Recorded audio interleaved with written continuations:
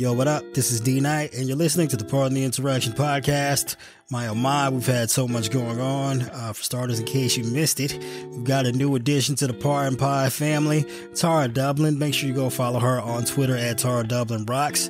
Also, pick up a copy of her book while you're at it. Make her day, The Sound of Settling.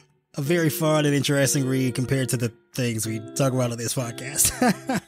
But yeah, we're heading toward the do or die time for the 2024 election. Go ahead and hit up joebiden.com.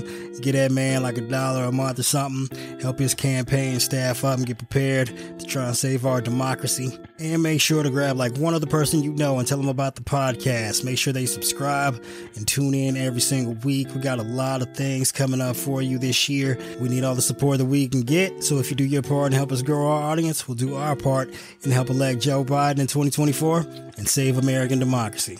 And this is the Pardon the Interaction podcast. Yo, what up? This is D-Night, and you're listening to the Pardon the Interaction podcast. Got a pocket pardon edition of the podcast for you today. Brush you up on a couple of the major breaking topics over the last few days and, of course, this weekend. But before we get to that, let's give a shout out to our sponsor, Sheets and Giggles, my homie Colin D. McIntosh, who is absolutely dope and fantastic on Threads. If you're on that, give him a follow. He sent us an awesome care package with the most amazing and comfortable high quality sheets on planet Earth. They're so incredible that even Mike Lindell is getting a great night of sleep with a set of sheets from Sheets and Giggles on his bed, even though his company, MyPillow, is going broke.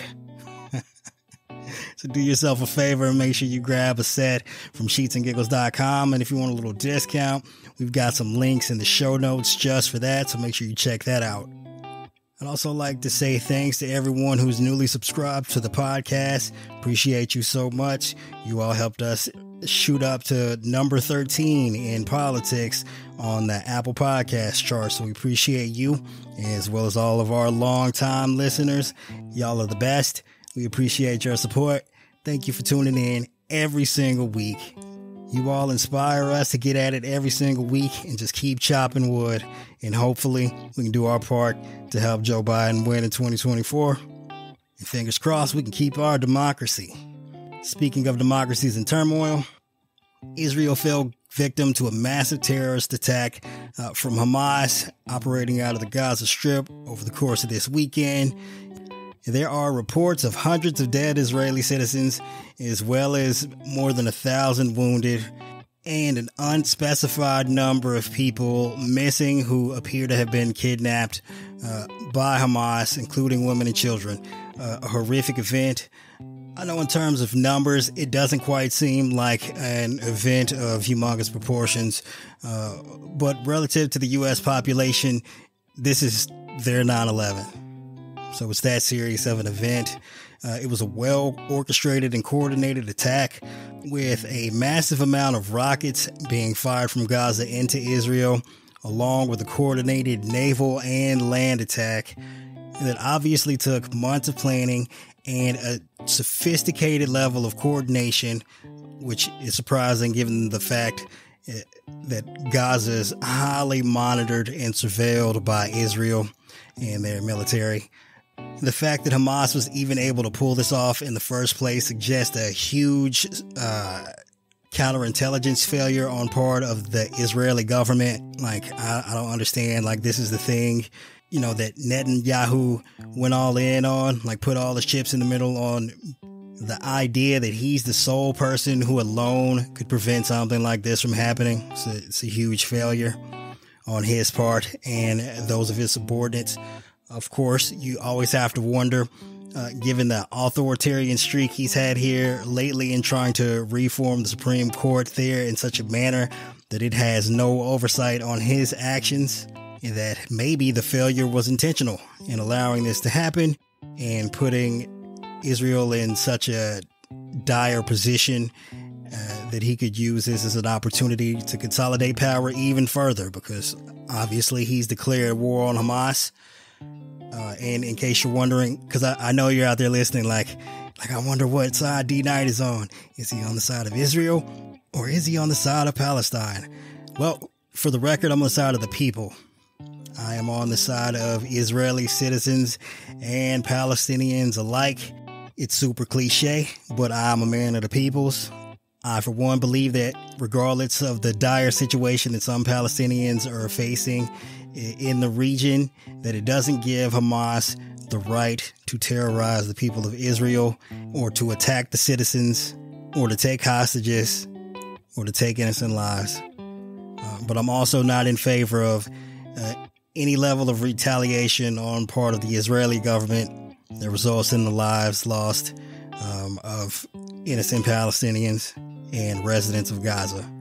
You know, Israel has the absolute right to protect its citizens, but I don't think that should extend to the point where innocent people on the other side fall victim, you know, in an over-escalation on Israel's part. Now, I don't know what side of the conflict that puts me on, but whatever side that is, I feel like it's the right one. But of course, even in the midst of a terrible tragedy, Republicans could not wait to politicize the horrible attack on our allies in Israel and use it as an opportunity to blame Joe Biden, although they had to resort to lies to do so. So there's $6 billion of Iranian money sitting in a bank that is controlled by the Qataris as a third party that was seized by the United States because of transactions that violated U.S. sanctions and the selling of oil to North Korea.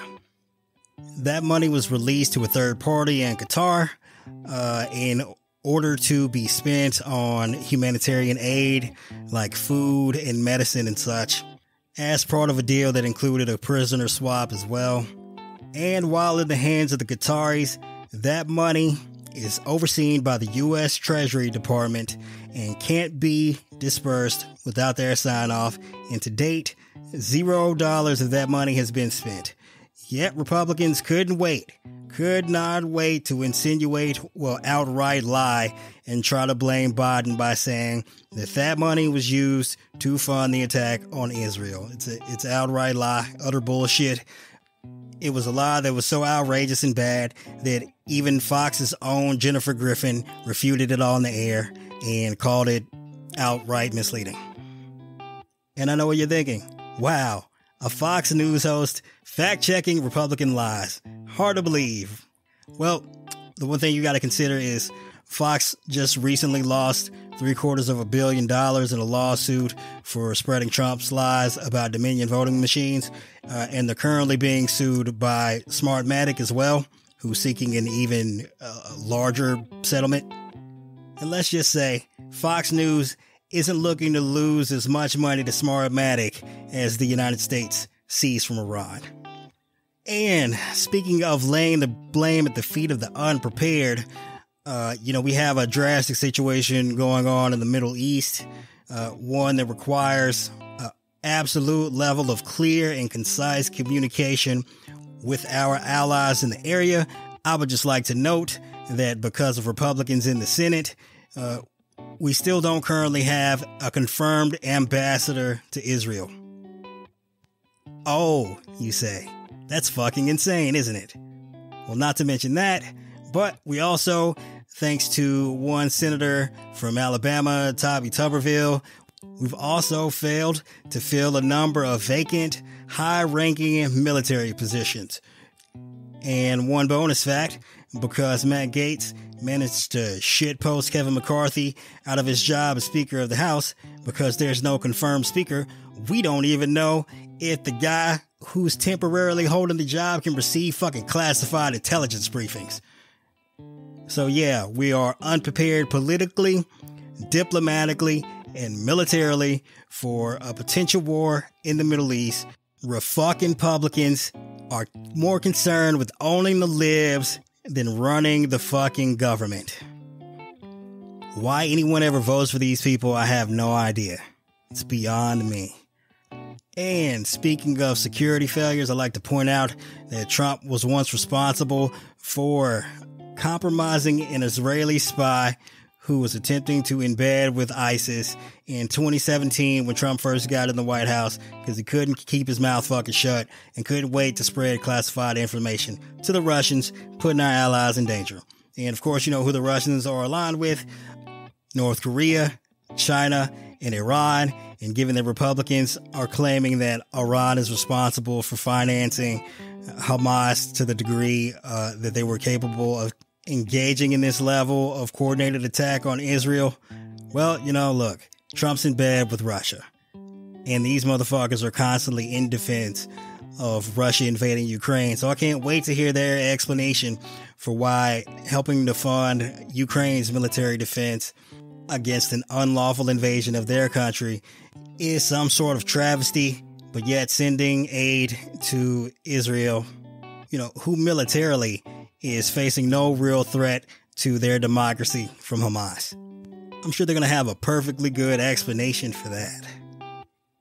And speaking of Trump jeopardizing the national security of the United States and our allies, of course, we found out at the end of last week that not only was Trump hoarding classified documents in unsecured locations in Mar-a-Lago, but he was also, after having left office, just randomly sharing classified secrets with other motherfuckers who happen to be able to afford the very expensive price tag of joining his shitty Mar-a-Lago golf club. So allegedly, a couple of months after leaving office in 2021, Trump discussed very sensitive information about U.S. nuclear subs with an Australian billionaire who built his empire out of cardboard boxes.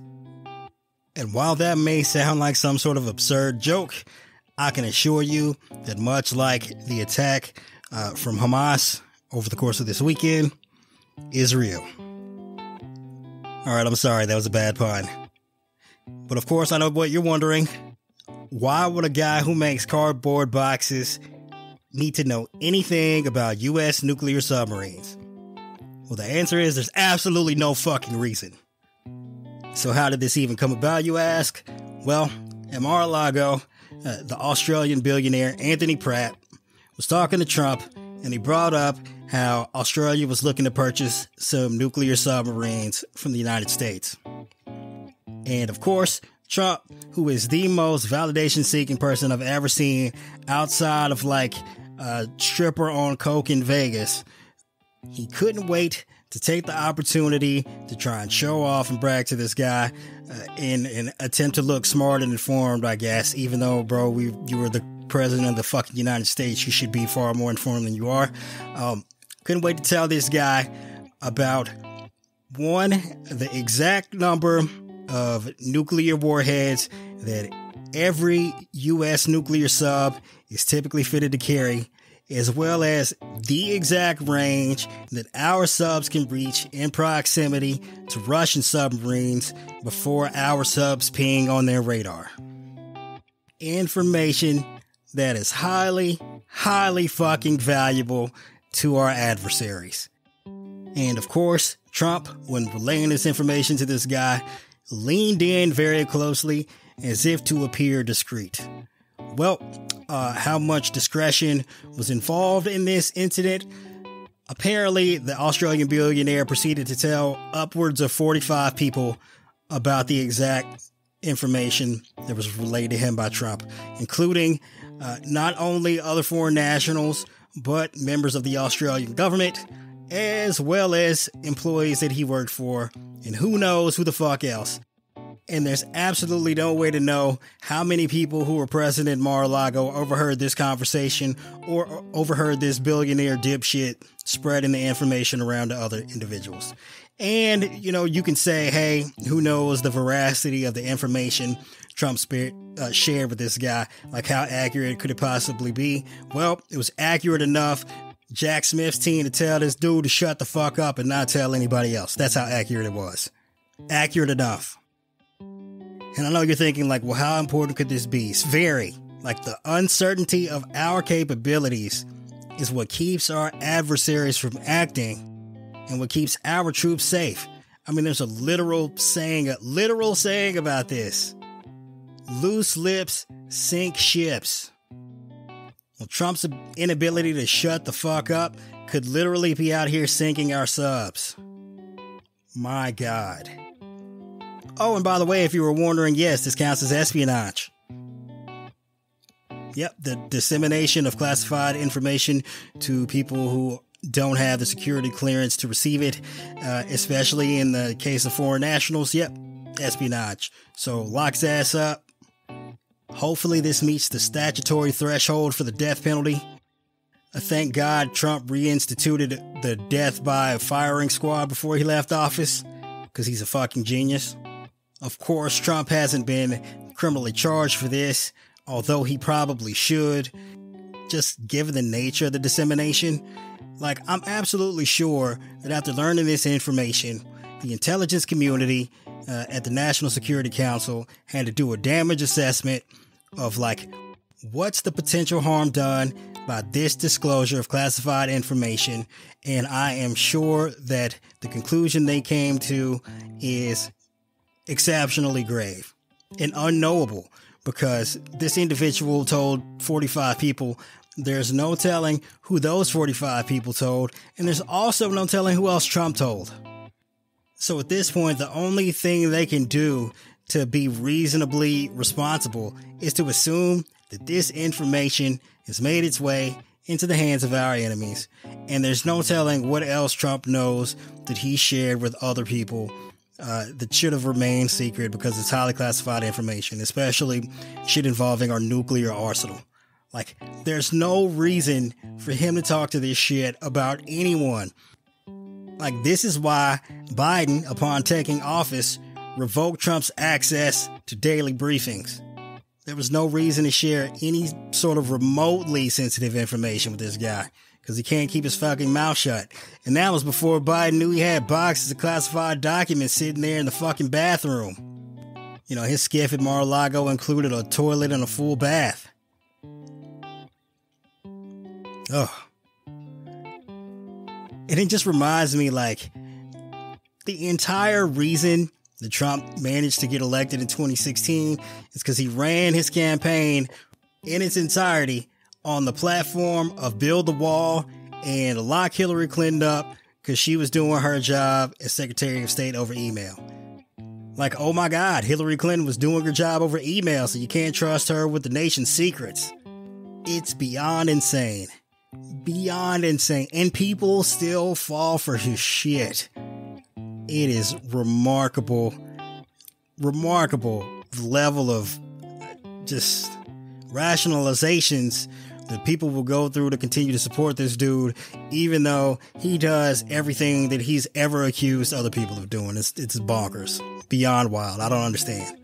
You know, at the time I was wondering, like, if Smith's team was aware of this for months and they had already interviewed this guy and a number of the people who he shared this information with, why didn't they make it into Trump's criminal charges in Florida?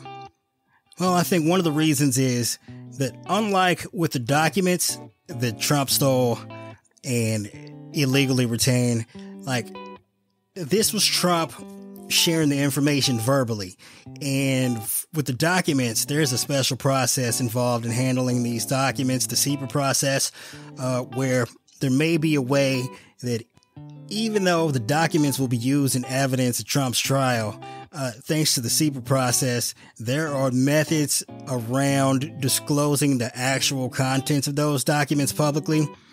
And we don't have to get into the specifics of that, but, you know, they can substitute the information in the documents, or, you know, use documents of what would be a similar level of classification, but the information contained in those wouldn't be accurate. Or, you know, they could just only allow the jury to see the contents of the documents. There's solutions to that.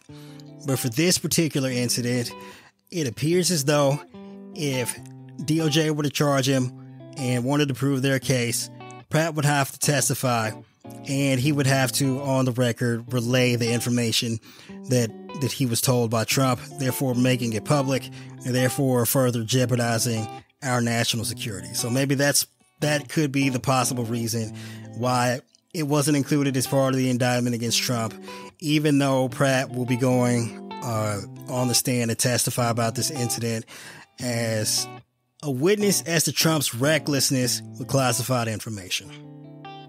And another thing, like, if Jack Smith and company have been sitting on this for months, like, what else do they know?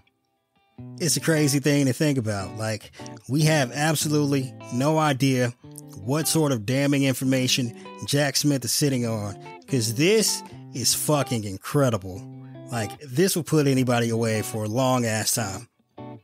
Like, we literally just had Jack Teixeira indicted on this just a few months ago, and he's being held in pretrial detention. Now, I'm just saying. Now, I know obviously, like, the likelihood of Trump being held in pretrial detention, despite the number of crimes he continues to commit to this day, the odds are low. But I'm just saying, like, in terms of disseminating classified information to foreigners, like, they lock people up for that. Like, they don't see the light of day. But pretrial or not. In Teixeira's case, we might not see him till 2050. That's the level of, like, criminal consequences people tend to deal with in situations like this. Yet somehow Trump continues to skate because he happened to manage to win the office of president and all the legal protections that flow from that. And of course, he decided to announce like a year early that he was running for president in 2024 to try and create conflicts when he was inevitably indicted for a number of crimes. Because the one thing Republicans, especially Trump, understand is that the good guys have to play by the rules, no matter how many times the bad guys break the rules. And if he were to be held in pretrial detention, even rightfully so, he would complain up a shitstorm and do his best to sour public sentiment and potentially taint the jury pool, as well as if he is convicted after receiving pretrial detention, he'd probably appeal that all the way up to the Supreme Court. And because those guys are on some fuckery, if not literally on the payroll of some right-wing billionaire, you never know which way they'll rule, whether it be in favor of law and order or just to suck Trump off. You never know.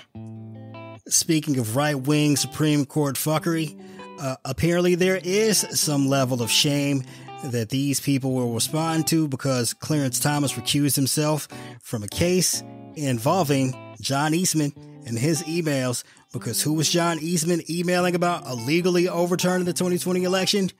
Ding, ding, ding, ding, ding. That's right. Ginny Thomas, wife of sitting Supreme Court Justice Clarence Thomas. And that concludes this episode of Pardon the Insurrection.